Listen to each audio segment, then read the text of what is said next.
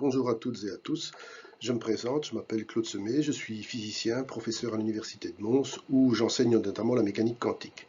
Je voudrais tout d'abord remercier Gwendoline Lacroix et Cyril Chevalier pour l'organisation de ce premier séminaire sandwich de l'année académique 2022-2023. Le 4 octobre 2022, le prix Nobel de physique de cette année a été décerné au Français Alain Aspect pour ses travaux sur la physique quantique. Il partage cette récompense avec John Clauser et Anton Zeilinger pour leurs expériences avec des photons intriqués, établissant la violation des inégalités de Bell et ouvrant la voie à la science de l'information quantique. Alors le but de cet exposé, ça va être de vous expliquer ce que sont les inégalités de Bell et en quoi cela nous renseigne sur la nature profonde de notre monde. Alors l'histoire des inégalités de Bell commence en fait en 1935 avec la publication d'un article de Einstein, Podolsky et Rosen, où ils imaginent une expérience de pensée qui doit démontrer que la mécanique quantique est une théorie incomplète. Attention, ça ne veut pas dire une théorie fausse, simplement, d'après eux, si elle décrit bien la réalité, elle ne décrit pas toute la réalité. Il doit exister, selon eux, des variables cachées qui ne sont pas accessibles à la théorie quantique et qui doivent permettre une véritable description profonde de la nature des choses. Quelques semaines plus tard, Niels Bohr répond dans un article du même nom que en fait Einstein, Podolsky et Rosen ont tort et que la mécanique quantique est vraiment une théorie qui est tout à fait complète. Alors quand on examine ces deux articles avec le recul, on s'aperçoit que Einstein, Podolsky et Rosen avaient mis le doigt sur une réelle difficulté de la mécanique quantique et que la réponse de Bohr n'est pas très bien argumentée et est surtout de nature philosophique. Mais le débat va s'arrêter là pour plusieurs raisons. Tout d'abord parce que la mécanique quantique fonctionne très bien. Ensuite, parce que Bohr a toujours eu le dessus sur Einstein dans ses duels au sujet de la mécanique quantique. Et enfin, parce qu'on considère qu'il s'agit là d'un débat philosophique qui ne peut pas être tranché par une expérience de physique. Plus rien ne change, pratiquement, disons, jusqu'en 1964, avec un article de John Bell, physicien nord-irlandais qui travaillait alors au CERN, où il montre en fait qu'il existe un moyen de trancher entre ces deux points de vue par une expérience de physique. Il ne fait pas l'expérience, mais il décrit ce qu'on pourrait faire comme type de manipulation. Et il faudra attendre 1982, avec les expériences d'Alain Aspect et de ses collaborateurs Dalibard et Roger, pour prouver, pour mettre au point une expérience qui va vraiment prouver que le point de vue de Bohr est correct. Et que donc, même si Einstein, Podolsky et Rosen ont mis le doigt sur une difficulté, il n'y a pas de variable cachée en fait dans la mécanique quantique. Et la mécanique quantique est en fait un peu plus étrange qu'on pouvait l'imaginer à l'époque. Mais c'est ce que nous allons voir maintenant. Pour vous parler des inégalités de Bell, je dois d'abord vous parler du spin et en particulier du spin de l'électron. Alors l'électron est une particule élémentaire qui possède une masse, une charge électrique et un spin. En fait, le spin, c'est un moment angulaire. Alors, il ne faut pas imaginer l'électron comme une petite bille massive chargée qui tourne sur elle-même. Non, le spin est un moment angulaire intrinsèque qui est associé à une particule que, pour le moment, on a encore toutes les raisons de croire comme étant ponctuelle. Comment sait-on que l'électron a un moment angulaire? Eh bien, parce qu'il a un dipôle magnétique qui peut interagir avec un champ magnétique, et c'est d'ailleurs comme ça qu'on va mesurer son spin. Alors, quand on mesure le spin d'un électron, il faut savoir que c'est une grandeur quantifiée, c'est-à-dire que l'on ne peut obtenir que deux valeurs différentes. Si on mesure le spin dans une direction donnée, mais quelconque, on va toujours trouver comme valeur plus h bar demi ou moins h bar demi. H bar, c'est la constante de Planck divisée par 2pi. Alors, pour bien comprendre de quoi il s'agit, imaginons que l'on ait un détecteur ici qui puisse mesurer le spin dans la direction verticale que l'on va dénoter comme la direction Z. Alors, si on fait passer un électron dans ce détecteur, eh bien, on peut mesurer un spin qui vaut plus h bar demi. Ça veut dire que le spin de l'électron, qui est un vecteur, est orienté dans le sens du détecteur, et on va dire que l'état ici est un état up dans la direction z, c'est-à-dire de spin plus h bar demi. On peut aussi mesurer une valeur moins h bar demi. Ça veut dire à ce moment-là que l'électron a un spin qui est orienté à l'opposé de la direction du détecteur. Et on va dénoter cet état comme étant un état down dans la direction Z. Mais attention, ces mesures sont aléatoires. Ça veut dire que quand on vous fait une mesure, vous ne pouvez pas savoir si vous allez trouver plus h bar demi ou moins h bar demi. Vous allez trouver une des deux valeurs, mais vous ne savez pas laquelle. Comment cela est-il possible? Eh bien, il se fait qu'en mécanique quantique, les états peuvent être superposés. Et par exemple, un état général de spin sera un état qu'on va appeler ici psi, qui va être une superposition d'un état up dans la direction z et d'un état down dans la direction z. Superposition avec des coefficients a et b, qui sont des nombres complexes, mais dont la somme des modules au carré vaut 1 pour assurer la probabilité, la conservation de la probabilité. Attention qu'un état z, un état up dans la direction z, est lui-même une superposition à poids égal d'un état up dans la direction x et d'un état down dans la direction x. Mais revenons à notre état psi. Ah oui, d'abord, pour vous dire que ceci peut paraître étrange, parce que c'est comme si on disait qu'une flèche verticale est équivalente à une superposition de deux flèches horizontales. Bon, c'est pas tout à fait ça, la comparaison géométrique n'est pas vraiment pertinente, mais ça vous donne une petite idée de la bizarrerie de la mécanique quantique. Alors, revenons à notre état psi. On le fait passer à travers le détecteur qui est orienté dans la direction z. Qu'est-ce qu'on va trouver? Eh bien, on va trouver soit un état up dans la direction z avec une probabilité module de a au carré, soit un état down dans la direction z avec une probabilité module de b au carré. Il faut faire attention qu'on est rentré avec un état psi, mais on ressort avec un état up ou un état down dans la direction z. C'est-à-dire que la fonction d'onde a été modifiée de psi, elle est devenue soit ceci, soit ceci. C'est ce qu'on appelle le collapse de la fonction d'onde ou la réduction du paquet d'onde. Donc la mesure altère l'état physique du système. Après détection, l'état n'est plus le même qu'avant. Alors, pour bien comprendre ce qui se passe, prenons quelques exemples. Supposons que l'on ait toujours un détecteur qui mesure le spin dans la direction z. On rentre avec un état up dans la direction z. Eh bien, on va ressortir avec un état up dans la direction z. Le détecteur ne va rien modifier à cet état. La probabilité de retrouver up dans la direction z sera de 100%. Puis maintenant, imaginons que cet état up dans la direction z, on le fasse passer dans un détecteur qui mesure dans la direction x. Eh bien, qu'est-ce qu'on va trouver? Eh bien, on va trouver un état up dans la direction x ou un état down dans la direction x, avec tous les deux avec une probabilité de 50%. Ben, rappelez-vous en fait que j'avais dit tout à l'heure qu'un état up dans la direction z était une superposition à poids égal d'un up et d'un down dans la direction x. Si maintenant toujours cet état up dans la direction z passe dans un détecteur orienté avec une direction qui fait un angle θ avec la verticale, eh bien on va trouver un état up dans la direction θ avec une probabilité cos carré θ demi et un état down dans la direction θ avec une probabilité sinus carré θ demi. Alors notons que pour θ égale 60 degrés, ces deux nombres valent respectivement 3 quarts, 1 quart, ce sera utile pour la suite. Alors ces nombres peuvent paraître un peu bizarres, mais on peut quand même donner une interprétation, disons, presque classique du phénomène. Je vous rappelle que si on fait passer un état up dans la direction z, on va trouver une valeur plus h bar demi avec une probabilité cos carré θ demi, et une valeur moins h bar demi avec une probabilité sinus carré θ demi. Ce qui veut dire que si on fait une seule mesure, on va trouver soit plus h bar demi, soit moins h bar demi. Mais si on fait des tas de mesures différentes, on va trouver des up et des down avec les probabilités qui sont indiquées ici. Ce qui veut dire que si on fait la moyenne, on va avoir une valeur moyenne qui sera plus h bar demi fois cos carré θ demi, et auquel je dois ajouter moins h bar demi fois sinus carré θ demi.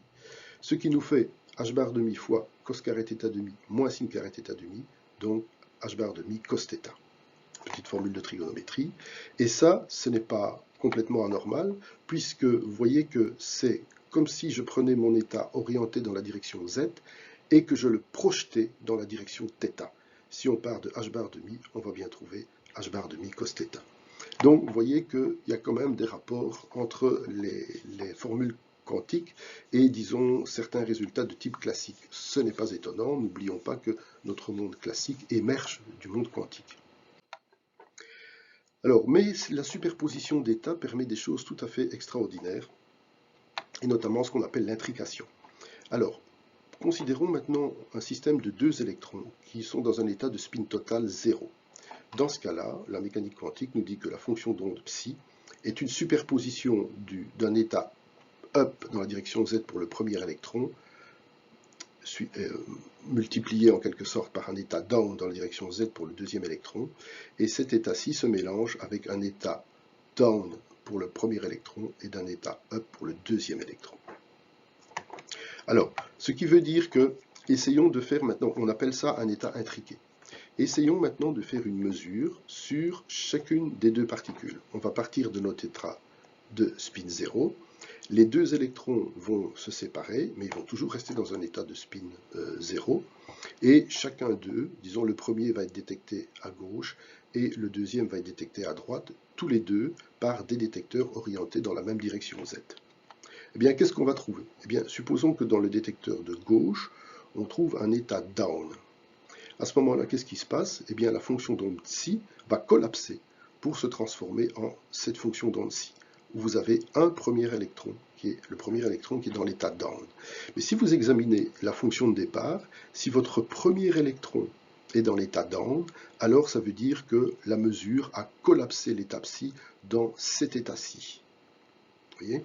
Et donc, ce qui veut dire que l'autre électron qui est allé à droite, il doit forcément avoir un spin up dans la direction Z, et c'est bien ce que l'on mesure. Alors, vous pourriez me dire, oui, mais ça, finalement, ça n'a rien d'étonnant.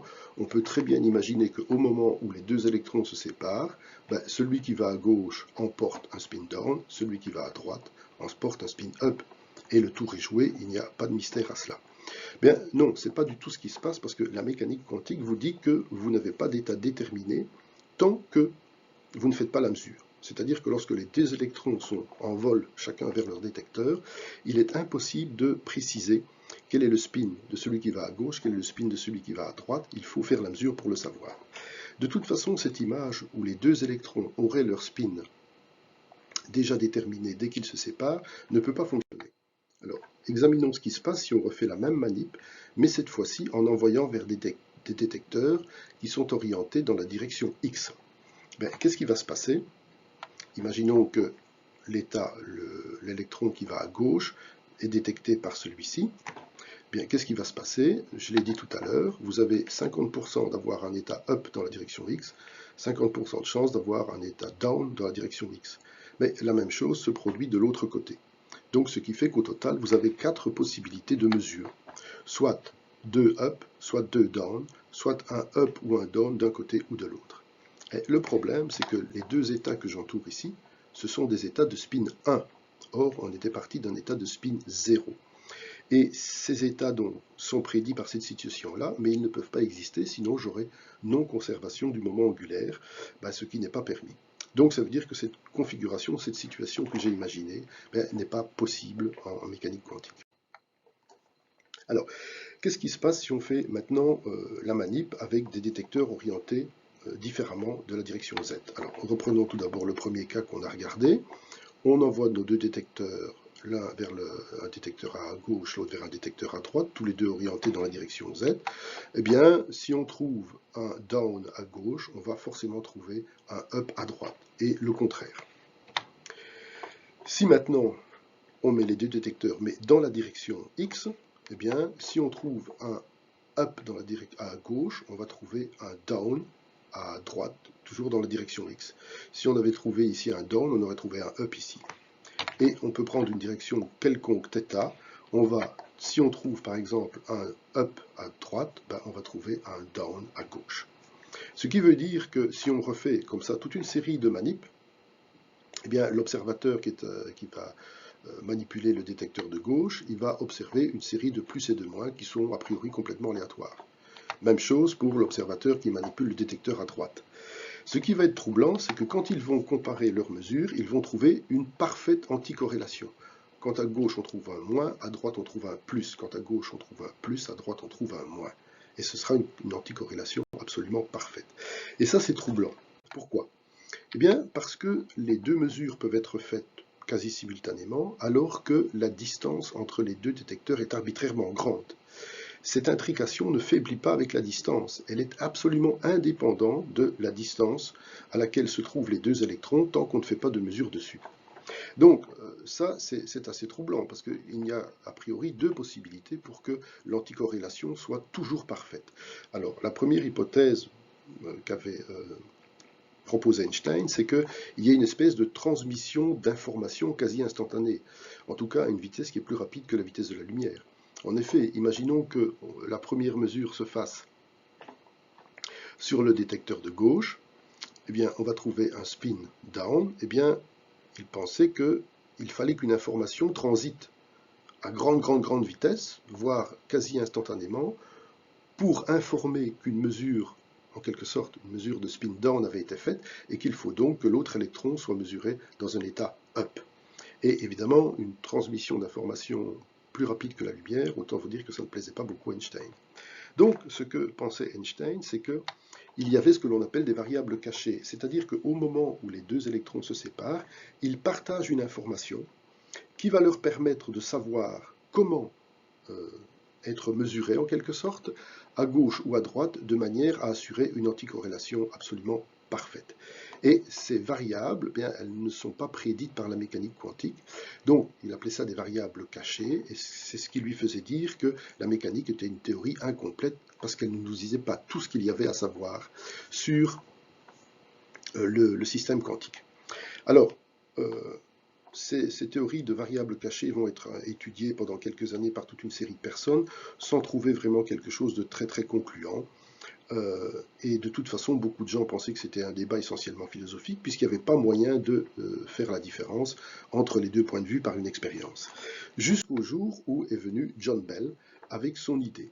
Et l'idée de John Bell, en fait, c'est de faire des mesures, toujours par exemple sur un système de deux électrons dans un spin nul, mais de faire des mesures dans des orientations différentes à gauche et à droite. Donc ici on va considérer un système très particulier, mais la démonstration peut être faite de manière tout à fait générale. On va considérer qu'aussi bien à gauche qu'à droite, on peut faire des mesures dans trois directions différentes, et ces trois directions sont séparées par des angles de 120 degrés. Alors, l'idée c'est quoi? C'est qu'on va faire toute une série de mesures sur les spins de l'électron à gauche et sur le spin de l'électron qui va à gauche et sur le spin de l'électron qui va à droite, mais en variant aléatoirement l'orientation des détecteurs. C'est-à-dire une fois on va mesurer dans la direction 1 ici, une fois dans la direction 2 là-bas, une fois ici dans la direction 3, ici dans la direction 3, puis dans la direction 2 ici, dans la direction 1 là-bas, et ainsi de suite. Et on va faire ça de manière aléatoire. On va collecter les mesures, des plus ou des moins à chaque fois, on est orienté dans le sens du détecteur ou à l'opposé, et on va compter le pourcentage de mesures différentes sur le nombre de cas possibles. C'est-à-dire on va mesurer combien de fois on a des résultats plus, moins, plus, sur l'ensemble des résultats plus, moins, plus, moins. Et on va regarder ce qui se passe une fois dans la théorie, dans l'hypothèse où il y a des variables cachées, et une fois dans l'hypothèse où la mécanique quantique n'a pas de variables cachées. Alors, je dois vous dire que cette manière de présenter les choses est inspirée d'une vidéo de YouTube de la chaîne Veritasium, qui est une excellente chaîne de vulgarisation scientifique. Alors, prenons tout d'abord le point de vue des variables cachées. Donc, dans ce cas-là, qu'est-ce qui va se passer? Eh bien, il faut qu'au moment où les particules se séparent, elles emportent avec eux une information qui va leur dire, en quelque sorte, comment elles doivent être mesurées au détecteur à gauche et au détecteur à droite pour assurer une anticorrélation parfaite.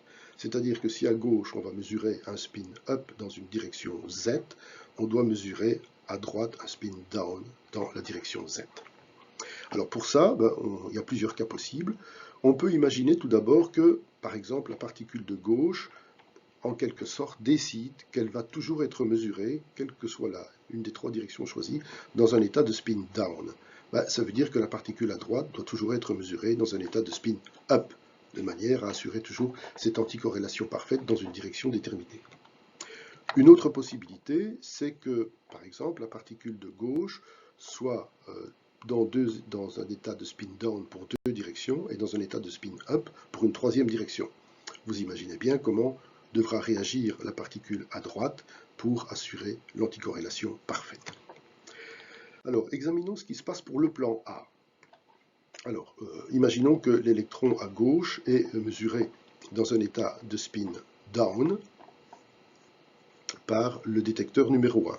C'est-à-dire c'est ce spin-ci qu'on examine, mais à droite, on va activer le détecteur numéro 2. Ça veut dire qu'on va détecter cet état-ci, c'est-à-dire aussi un état de spin. On va détecter cette fois-ci un état de spin up. il est évident que quels que soient les détecteurs que vous activez à gauche ou à droite, avec ce type de configuration, vous allez toujours trouver d'un côté un moins et de l'autre côté un plus. Ce qui veut dire que le pourcentage de mesures où vous allez avoir un plus et un moins, ça va être 100%. Les mesures seront toujours différentes à gauche et à droite. Si c'est la situation B qui est examinée, là c'est un petit peu plus compliqué. On va examiner les 9 possibilités qui correspondent à 3 orientations possibles à gauche et 3 orientations possibles à droite.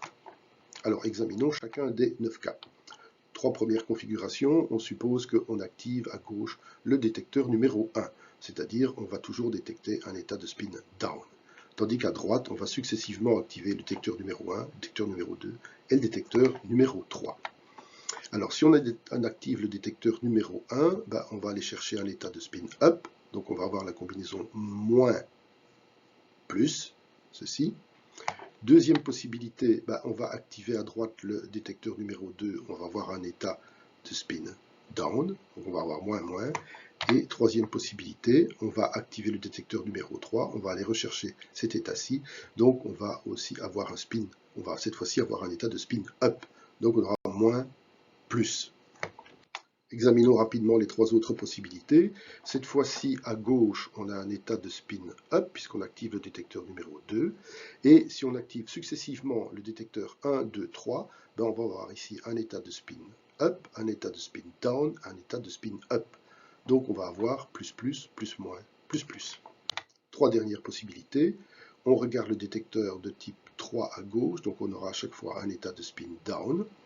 Et à droite, si on active successivement le détecteur numéro 1, on va avoir up, le détecteur numéro 2, on va avoir down, le détecteur numéro 3, on va avoir up. Donc on aura moins plus, moins moins, plus moins.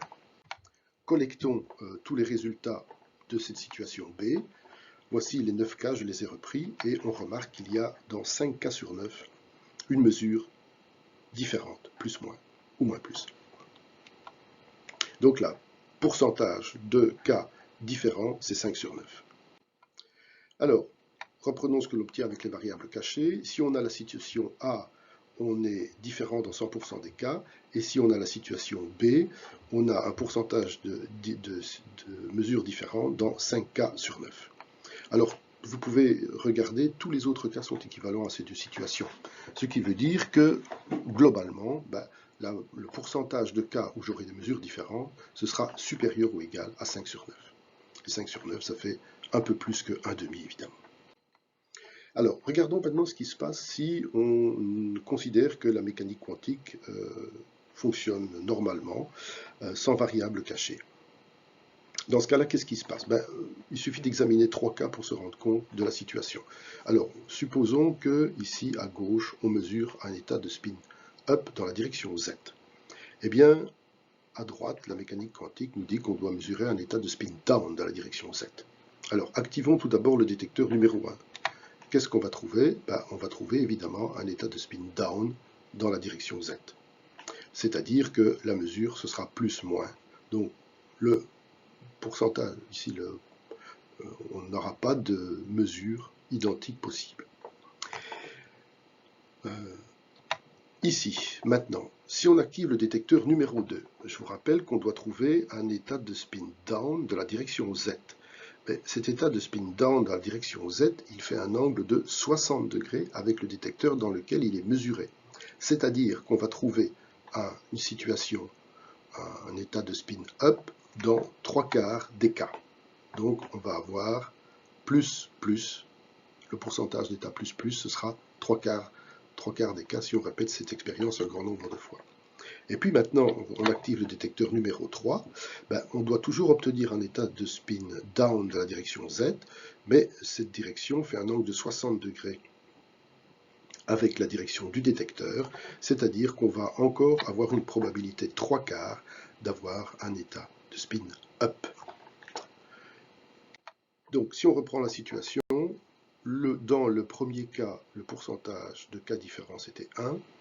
Pardon, le pourcentage de cas identiques, c'était 0. Donc, le pourcentage de cas différents, c'est 1. Le pourcentage de cas identiques de mesures identiques, c'est 3/4, donc le pourcentage de mesures différentes, c'est 1/4. Et dans le dernier cas, le pourcentage de mesures identiques, c'était 3/4, et donc le pourcentage de mesures différentes, c'est 1/4. Tous les autres cas sont équivalents. Vous pouvez reprendre la situation et vous allez rapidement vous rendre compte que toute autre situation que vous pouvez imaginer est tout à fait équivalente à celle que l'on vient d'examiner. Donc, ce qui veut dire que si on regarde dans combien de cas j'aurai des mesures différentes, eh bien, dans 1/3 des cas, j'aurai une mesure différente 100% du temps, et dans 2/3 des cas, j'aurai une mesure différente 1/4 du temps. 1/3 fois 1 plus 2/3 fois 1/4, ça fait 1/2. Ce qui veut dire que les variables cachées vous prédisent un pourcentage de mesures différentes supérieur à 5 cas sur 9, tandis que le point de vue, disons, orthodoxe, vous prédit des mesures différentes dans 1 cas sur 2. Eh bien, si vous faites la manip, vous trouvez 1 cas sur 2. C'est-à-dire que vous violez cette inégalité. Cette inégalité est typiquement ce qu'on appelle une inégalité de Bell, et vous voyez que la mesure va violer cette inégalité puisqu'on trouve un résultat inférieur à ce qui devrait être trouvé si on avait des variables cachées. Donc, ça c'était évidemment une expérience théorique, maintenant il faut faire l'expérience en réel. Eh bien, c'est l'expérience qui a été menée par Alain Aspect et son équipe. Alors, ils n'ont pas utilisé des électrons, mais des photons, parce que c'était plus facile à produire 2 photons intriqués, et on ne mesurait pas leur spin, mais on mesure leur polarisation, c'est-à-dire, en gros, la direction dans laquelle vibre le champ électrique associé à l'onde électromagnétique. Alors, on émettait en fait deux photons dans des directions différentes, dont on mesurait la polarisation l'une à gauche, l'autre à droite, dans des directions différentes. Ça, c'était une première expérience qui a été faite. Une deuxième expérience qui a été vraiment décisive, c'est que pendant que les 2 photons étaient en vol vers le détecteur, on changeait de manière aléatoire la direction des polariseurs, de manière qu'on ne puisse pas espérer qu'il y ait une espèce de conspiration de tout le système physique pour faire en sorte que les mesures soient toujours corrélées. Donc, si on varie rapidement et de manière aléatoire l'orientation des polariseurs, en quelque sorte, les 2 électrons ne peuvent pas se mettre d'accord avec les polariseurs pour produire un résultat qui est toujours parfaitement corrélé ou parfaitement anticorrélé. Donc ça, c'était l'expérience décisive d'Alain Aspect et de ses collaborateurs en 1982. Alors, pour vous montrer quand même à quel point l'expérience est réussie, je vous donne ici le taux de coïncidence en fonction de l'angle relatif entre les 2 polariseurs. Alors, les carrés, les rectangles ici, pardon, ce sont les résultats des mesures avec les barres d'erreur, et la courbe en pointillé, ce n'est pas un fit, mais c'est la prédiction de la mécanique quantique, disons, orthodoxe. Et vous voyez que l'accord est absolument superbe. Alors, depuis évidemment 1982, ces expériences ont été refaites un très grand nombre de fois, avec des électrons, avec d'autres systèmes que l'on peut intriquer, avec de grandes distances entre les deux, en variant de manière complètement aléatoire par différents procédés l'orientation des mesures. Bref, maintenant, il n'y a plus vraiment de doute qu'il n'y a pas de variable cachée locale dans la mécanique quantique. Alors, qu'est-ce que tout cela signifie exactement? Comme je l'ai dit, il n'y a pas de variable cachée locale.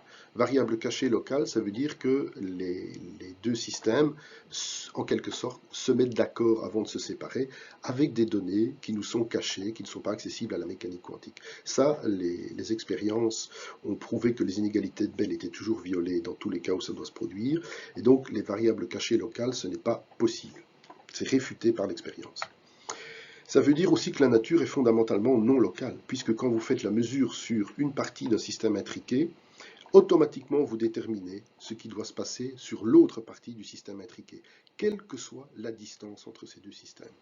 Cette corrélation, cette anticorrélation, ne faiblit pas avec la distance. Elle est indépendante de la distance qui peut séparer ces deux parties du système quantique intriqué, pour autant évidemment qu'on ne vienne pas le perturber par une mesure. Alors, pour être tout à fait honnête, il est quand même possible qu'il existe des variables cachées, mais non locales. C'est-à-dire que les variables qui ne sont pas accessibles à la mécanique quantique ne sont pas partagées par le système au moment où ils se séparent, mais sont en quelque sorte disponibles dans tout l'espace. c'est ce qui se produit dans l'interprétation de De Broglie-Bohm de la mécanique quantique.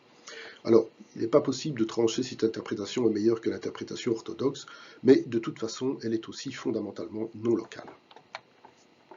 Mais attention, on ne pourrait pas imaginer un système comme cela pour communiquer plus rapidement que la lumière. Pourquoi? Parce que quand vous faites une mesure de spin ou de polarisation, vous ne pouvez pas prédire ce que vous allez trouver. Le résultat est aléatoire. Il suit une loi de probabilité, mais vous ne savez pas ce que vous allez trouver. Si vous pouviez décider que le spin va être plus ou le spin va être moins, vous pourriez en quelque sorte créer un système de Morse quantique par intrication. Mais ça, on peut démontrer que ce n'est pas possible. Donc, ces corrélations quantiques, elles sont ce que je dirais acausales, c'est-à-dire elles n'ont rien à voir avec la causalité, mais elles sont aussi atemporelles. Alors, qu'est-ce que ça veut dire, ça? Eh bien, reprenons notre expérience de mesure de deux électrons dans un spin total nul par deux expérimentateurs. Alors, on va leur donner un nom, Alice et Bob, et on va supposer que Alice et Bob sont en repos dans le même référentiel d'inertie. Ils ne bougent pas l'un par rapport à l'autre. Alors, on va supposer que Alice fait la première mesure de spin. Okay? Et puis Bob va faire la mesure aussi, mais très rapidement après la mesure d'Alice, de telle manière qu'aucune information n'ait pu transiter entre les deux à une vitesse inférieure ou égale à la vitesse de la lumière. Ça veut dire que Alice fait une mesure, et puis même si on imaginait que l'électron envoie un signal vers l'autre, vers Bob, eh bien Bob fait la mesure avant que n'importe quel signal venant du détecteur d'Alice ne lui parvienne. D'accord ? Maintenant, supposons qu'on ait un troisième observateur, Camille, qui passe devant Alice et Bob à grande vitesse. Eh bien, la relativité restreinte vous dit que, en fait, pour Camille, il est tout à fait possible que, de son point de vue, ce ne soit pas Alice qui fait la première mesure, mais Bob qui fait la première mesure. Ça, c'est une des bizarreries de la relativité restreinte. Ça veut donc dire que c'est la mesure d'Alice qui provoque le résultat de la mesure de Bob, ça n'a pas vraiment de sens, parce que pour un autre observateur, il peut très bien considérer que c'est la mesure de Bob qui se produit avant et qui donc va donc décider de ce que doit mesurer Alice. Donc c'est dans ce sens-là que je dis que ces corrélations sont atemporelles. Elles ne se déroulent pas dans une chronologie définie. Ce qui rend encore un peu plus bizarre les choses, mais ce qui n'entre pas en contradiction avec la relativité restreinte. Alors, va-t-on vers une deuxième révolution quantique? La première révolution quantique, c'est les transistors, les lasers, etc., etc., toutes les applications de la mécanique quantique, et notamment l'ordinateur sur lequel j'enregistre cette conférence. Mais en utilisant l'intrication quantique, on peut imaginer des tas d'autres technologies dont je ne vais pas parler ici parce que je n'ai pas le temps. Il s'agit de la métrologie quantique, de la cryptographie quantique, des simulateurs quantiques, des ordinateurs quantiques, voire même peut-être d'un Internet quantique.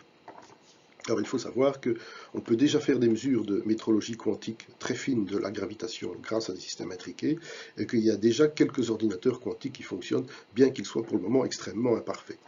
On pourrait peut-être même avoir très rapidement quelque chose qui va arriver dans notre vie de tous les jours, puisque en 2001, des physiciens du laboratoire Agar ont réussi à mettre au point le premier pantalon de Schrödinger. C'est un pantalon qui est à la fois très chic et très décontracté. Non, je plaisante. Il s'agit d'une blague, d'une plaisanterie qu'on retrouve dans le journal satirique américain The Onion. Alors, je ne voudrais pas vous quitter sans vous laisser des choses intéressantes à écouter.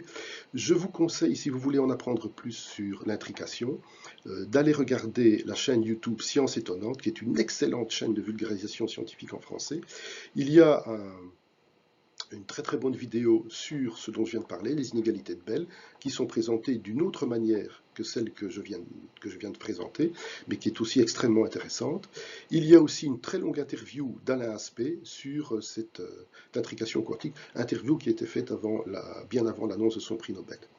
Pour ceux qui voudraient avoir des informations sur les ordinateurs quantiques, eh bien, je vous signale que Thomas Brier, notre collègue de l'UMONS, a fait un séminaire sandwich sur le sujet en 2015 et qu'il est disponible sur la chaîne YouTube de l'Université de Mons, enfin des physiciens de l'Université de Mons. Voilà, je vous remercie de votre attention et je suis prêt à répondre à vos éventuelles questions.